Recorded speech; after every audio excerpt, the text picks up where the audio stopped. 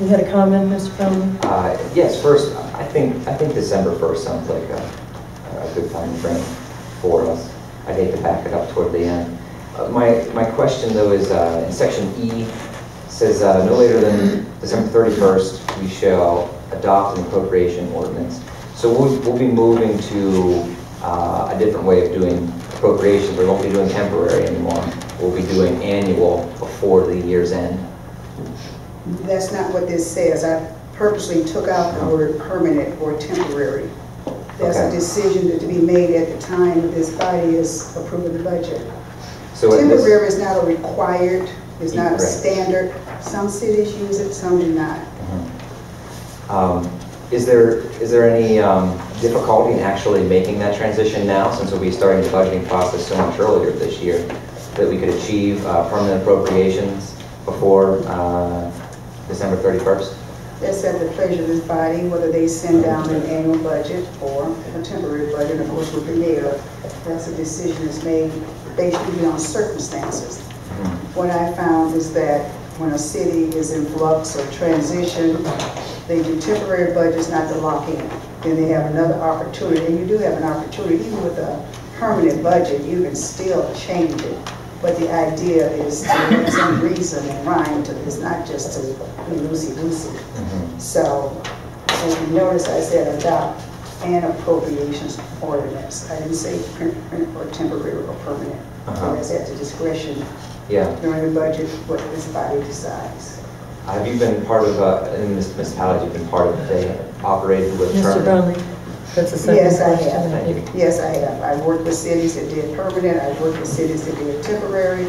And then some have done both. It depends on the circumstances. Sometimes when a new mayor comes in, because of the change and transition, they want to do temporary. The mayor next year, that same mayor may want to do a permanent. There's nothing, you know, it's at the discretion during the budget whether you want to do permanent or temporary, and the circumstances in the city at the time.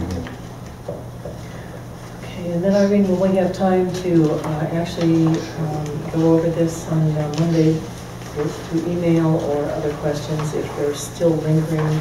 Sure, I'll be reading my emails. Okay. So you can. Okay. I have remote access, but it's local to my local home computer. Well, that's fine. I wouldn't expect you to do that while you're out of town, but on Monday, perhaps. Okay? Are we okay? Madam Chair, I have a question from last night.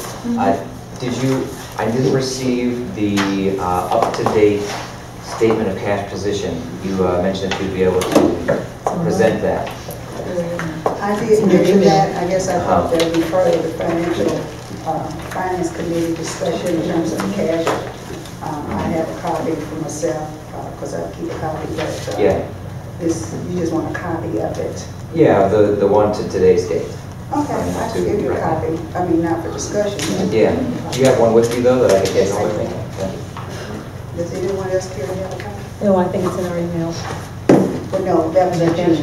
June. Yeah, he's asking us up to date, so if anyone else can have a copy. Okay, could we possibly move on then to the next piece of legislation? Okay, ordinance number 2014-61, an ordinance amending section 148404 and 148405 of the codified ordinances, decreasing the fees for the notice of foreclosed properties in the city of Maple Heights and declaring an emergency. This ordinance is on its second reading. Do we have any discussion at this point? Yes, Madam Chair, I have a simple question. Okay, go ahead, Mr. Brownlee. For the introducer, Councilwoman Jones, just what caused you to bring this forward now at this point in time? Doing an assessment of the other municipalities. Even though there are some larger cities that have $500, we need to also justify the expense. And Parma just increased to, I think, 200 or 250, and it just seems to be more in line with the surrounding communities. Any other discussion? Are we prepared to suspend the rules and put this on its third and final reading tonight, or do you want to hold it over to a third reading? And move what? To suspend the rules. And may I have a motion to suspend the rules and place this ordinance on its third and final reading? Alex moved, second. Second. Any further discussion? Discussion, Madam Chair Kathy. The First Amendment was May 19th. I have the, May 19th? yeah. Well, that's 21st. I think the date was a misprint. I think the date was a misprint on that. I think so. Really? And then we'll have to just check. So we have the roll call to suspend the rules. Brownlee? 1 second. This isn't even complete. There's a blank here. This ordinance isn't even complete. We were just discussing it. May 21st. Okay, May 21st.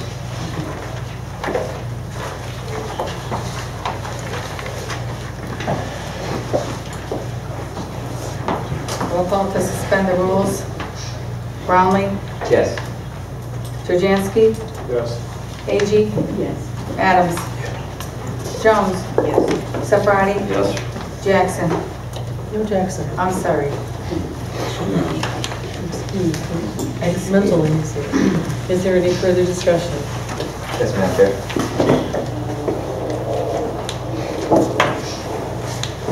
Thank you.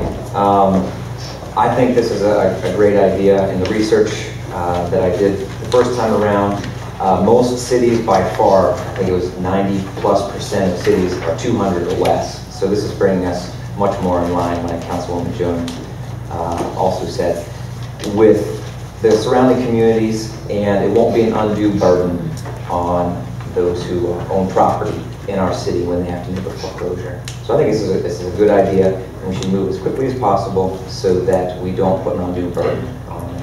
May I have a motion for adoption in that case? If we're still Oh, I'm in sorry. discussion, Go just ahead. for clarification purposes, 99% of the time, these fees come from the attorney for the mortgage company and/or the mortgage company. The homeowner is notified of the fee, but very, if not ever, would they pay the fee. So this actually comes from corporate. Thank So then you. who pays this fee? It either comes from the attorney or the mortgage company, because they actually get a notice sent and/or the mortgage company, or their agent in charge. May I have a motion for adoption, please? Alex, second. Second. Richard? Call the roll. Brownlee? Yes. Turjansky? Yes. Agee? Adams? Jones? Safrati? Yes. The ordinance passed by vote 6-0. Resolution number 2014-62, a resolution authorizing the mayor and the law directors to negotiate a lease contract with SBA Towers 5 LLC for a perpetual easement agreement of the cellular towers site at Denham Park in the city of Maple Heights and declaring an emergency. This resolution is also on its second reading, and we did have some questions last evening that you were going to double check. Yes, Mr. as far as- Montello? Yes, as far as I know, as far as the gentleman knows, there's going to be no line anchor, or whatever you call it, line, what's the word? Guidelines? Guidelines to hold it up. But he says it's not, if the FCC or our ordinance require it, then I didn't get a chance to check our ordinances, but I don't think they do require it. Is it possible to suspend the rules and place this resolution on its third reading since? I have a question, Madam Chair. Go ahead, Mr. Brownlee. These, since it's not actually clear whether these will be required, if we give them a 50-foot by 50-foot, a lease on a 50-foot by 50-foot piece of property like it's on this map here, just a little blue box, but they have to run guy wires down. Those, how tall is this, 110 feet? 110 feet. So it'd be 30 feet around, probably at least for the guy wires beyond the edge. So Is there any foreseeable issues with, will that be reaching out into any particular piece of property or obstruct anything in anyone's estimation? It's in the woods. It's all Quite in the woods. all parkland, I believe, or all city-owned property. Yeah. They're supposed to stay within the easement too, so they're not supposed to put them outside. Well, I think in here there was a paragraph, I didn't mark it, so I can't find it at the moment. But it said the guidelines, that was a specific thing that was outlined in here, that there would need to be, if necessary, space for those. So has there been no research or anything done as to what that would imply? No, honestly, I don't foresee it to be an issue, honestly. What if the FCC came down and said that you will need guy wires for this particular location? So it'd be, What would be the implications? none. I mean, we still probably allow them to do it. Right. So, I mean, what will the implications be for the property or for the neighbors or anything else? None. Did you find it, Chief? No, there won't be any problem. It's not, it's actually some way set back quite far from any residence. What paragraph is that, Chief? Second page, top of the second. Column 2.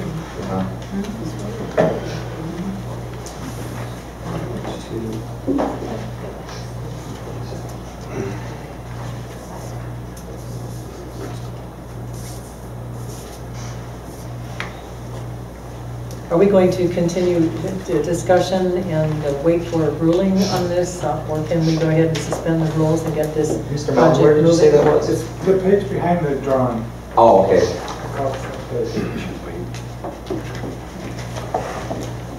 Why? Yeah, it's actually the first written No, page. seriously, why? Okay. You know where it is? No, I don't think It's on page 1 of the lease.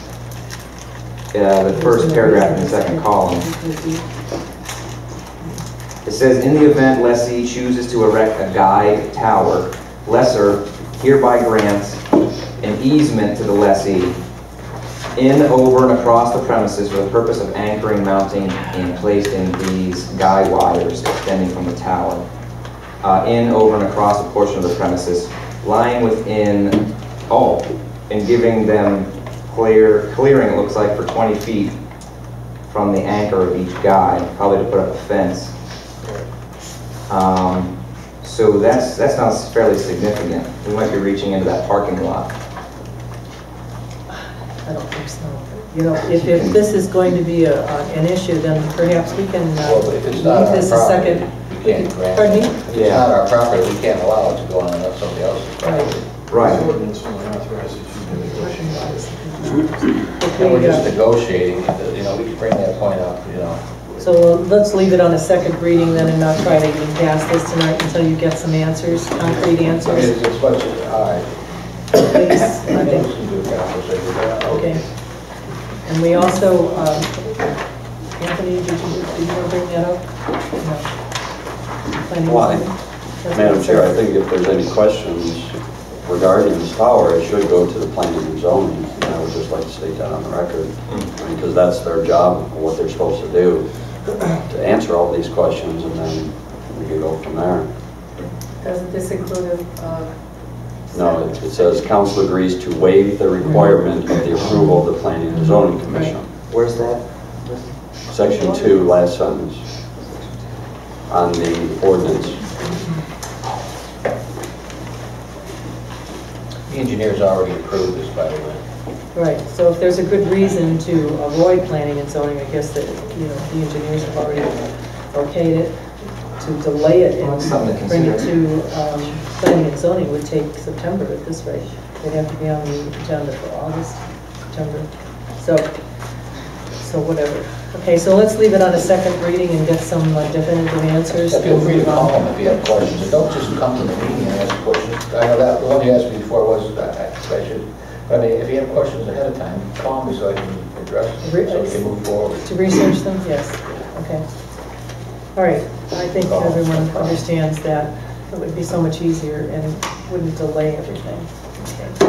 All right, move on, Kathy, please. Resolution number 2014-63, a resolution urging the Cuyahoga County Council to pass ordinance numbers 0-2014-0014, an ordinance introduced by Cuyahoga County Executive Edward Fitzgerald, establishing the Cuyahoga County Property Demolition Fund to eliminate abandoned and blighted properties in Cuyahoga County and declaring an emergency. This resolution is on its second reading, and I'd like to hear from the introducer for the rationale. The reason why I put this resolution before council is in April, the county executive introduced this ordinance before the county council. It's to create a program and to fund this program to bring down blighted properties in Cuyahoga County. There was actually, prior to the introduction of the ordinance to the county council, there was a research study done on Maple Heights, Newburgh Heights, East Cleveland, I think Garfield, Cleveland, and a few other in-ring suburbs about blight and so forth, and ways to deal with blight, and one of the things was tearing down properties.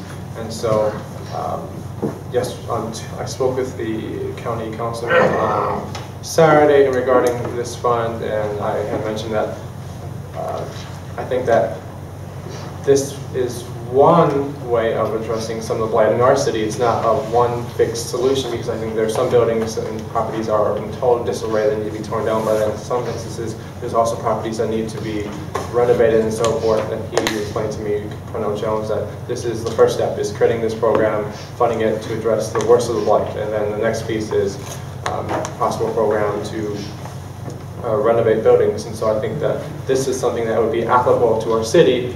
I mean, we're looking for funds and so forth to address some of the blight, and so I think it would be to the interest of the council and to the city to support this legislation. That's all. Madam Chair? Yes, go ahead, I attended the county council meeting yesterday where they had full discussion of this, and it is actually just in the planning stages. Council, similar to ours, was very surprised there were plans that were being developed as to the carry out of this program, and they have no knowledge of it. There are 3 or 4 different ways that they are going to be proposing to spend this money, and it will be hopefully distributed by an RFP, request for proposal, to the county land bank rather than to county community development. The county wants to get their claws in on how this money is going to be spent and which municipality needs to get what money. And I think our voices need to be heard that, you know, it should be hardest hit, as well as we need to be on our toes with the list of properties that we'd like to have demolished. They're going to be looking for photographs and some type of a action plan as to why the demo needs to take place, what is the benefit of the demolition, you know, to remove blight that's on the street, or eyesore, or abandonment for over 7, 8, 9 years, as some of us have on our streets. So I think it's very important to support this creation, and hopefully Maple Heights can be part of it. I'd also like to be added on as a co-sponsor. Anyone else that would like to be added on? Oh, we have Chair. I had a question. Go ahead, Anthony. To Richard, if he doesn't mind. First one is, how are they going to fund it? And the second question is what is going to be the formula to determine how or who gets that money? Because it seems there's certain communities that get it unfairly, and Maple Heights has been one of those communities that has not gotten anything fairly. So I'm just wondering if this is going to be a political football, you know, down the road here, because it is a good idea, and you know, I would support it, but I need to know what the basis is and what their formula is. The formula is for that, you know, to determine who gets what. My understanding in terms of the funding is through bonds. Now, in terms of the formula, I do not know how that formula is. That's still in its infancy. That part I do not know. But I think that, I mean, I put this forth because they're putting forward a program and to fund it. I think based on our situation, I mean, we're looking for dollars to bring in and address the blight in our city that we have. I mean, all of us have in our city, in our districts rather, we have properties that are in total disarray. no one's going to come in and buy those properties, and they're an eyesore. And there's other properties that need to be fixed up and so forth. But let's find a way, a solution to address the worst of the blight in the city. And so that's why I just put this legislation forth for council to support and urge and basically lobby our county council person and the county council to work in our interest and to provide us a program and funds to address issues in our city. That's all. And Chair, Tony, go ahead. You're right, they're actually floating a $50 million bond that's supposed to go into the fund. Cuyahoga County Land Bank has an additional $10 million that's available for demolition of vacant properties only that could be tax delinquent. So if they have access to the money and they're the entity that's going to run the program, they would like to see it used based on each city giving their own proposal as to for the use, because in our circumstance, we would rather have spot blight than maybe, for example, like Slavic Village or some places in Cleveland that are looking, or Glenville, that are looking to clear out blocks for redevelopment. They were quite heavily leaning toward that discussion with county economic development, and there were some people that spoke up and said that there are different needs in different communities and they should be the ones deciding how the money should be used and which properties need to come down. Now, we need probably about $225 million to take care of all the blight, so this is just a drop in the bucket. So it's going to be highly competitive. I think we need to be ready when this is starting. They are going to need to have a proposal as well as addresses and photographs, and as a hint for us to start maybe driving our district, finding out which ones are vacant, do some research on length of vacancy and property tax delinquency and whatever we can, so that when this RFP hits, we already have an idea that we can give to the building department. We have to even condemn on top of this. So we can't sit back and wait. Right now, we only have, 16, according to Rick, right now, 16 condemned properties. That's not enough for proposing for us to submit. I have a feeling some of those were left over from the last go-around, because we turned in, I thought there were 30 there, is that correct? That we turned in for demo the last time around, and I think we got... Pretty close, we got 3. We got 3, correct. So the more we send them, perhaps they'll realize that we really need these. And they're still some of these are still standing. In fact, one just was taken down about 3 weeks ago. That was Rockside. No, that was insurance. This one was over on Waterbury and South. That was one of the 3. Bucket or Mucket. That was one of the 3? Yeah. But it took them how long from the time we started until almost a year? Yeah, Almost a year. So if your point is well taken, though. If we can get ready and move around and pull out some of the worst of the vacants and get them condemned early on, then we can be ready to go. So I think it's a good, absolutely a good resolution. And do we want to have... excuse me, I didn't recognize you. I wasn't finished with my sentence. If you could possibly wait just one moment. If after we hear Mr. Brownlee's comment, if we would like to suspend the rules and move this on, it might be a good idea to do that. Go ahead, Mr. Brownlee. Yes, I was wondering if we might make this more generalized, since we don't even know what ordinance 2014-0014 is. Perhaps. I'm sorry. Since we don't know how it's going to play out. I have it. It's in my purse. So if you want a copy of it, we can make copies. I thought you said they were going to decide what they were going to do with the money. They're deciding how to get the money and what to do with the money, but this is the ordinance. So I'm going to take my notes off the back for my speech that I was going to do in front of council, but I didn't get the opportunity. But it's online, or we can make copies of it. Okay, so we should probably at least look at it first before we would pass it. But I was thinking, why don't we make it more general, yet more specific? Because the ordinance, I don't think, is our point. What we want is help with something in particular, which is blighted homes. So referencing the ordinance isn't so much the important matter. Letting them know that we want them to take action to help us with the blight, with the abandoned homes, is more the thrust, I think, of the point that we're trying to make. So I would put forward the suggestion that maybe we could amend it, not even bother with the ordinance specifically. It doesn't sound like we're sure how it's all going to work out yet. But encourage them to do something we want them to do with the fund rather than just establish the fund, if you understand my meaning. So I think that we should perhaps, we should consider figuring out exactly what we're asking for and ask for that, not simply ask them to pass an ordinance that they're not sure what they're going to do with yet. Mr. Cherniansky, go ahead. The ordinance is to create the program and to fund the program. That's why I'm having this resolution for them to pass and implement this program and as well as fund it. So it is part of, that's why it's part of the heading. We just had a discussion though about, we don't know what they're doing with it, and they're discussing what they're going to do with that money, and we have certain ideas that they might not agree with. So we should be talking about that rather than passing the ordinance. Cart before the horse, I'm sorry. Go ahead, Tony. What 214-0014 actually is a property demolition fund, and to create the fund. Now, there are different advocates there, mostly from Cleveland, that are looking for more renovation than demolition. This is going to happen. This is going to be, the bond is going to be sold, the money is going to be there.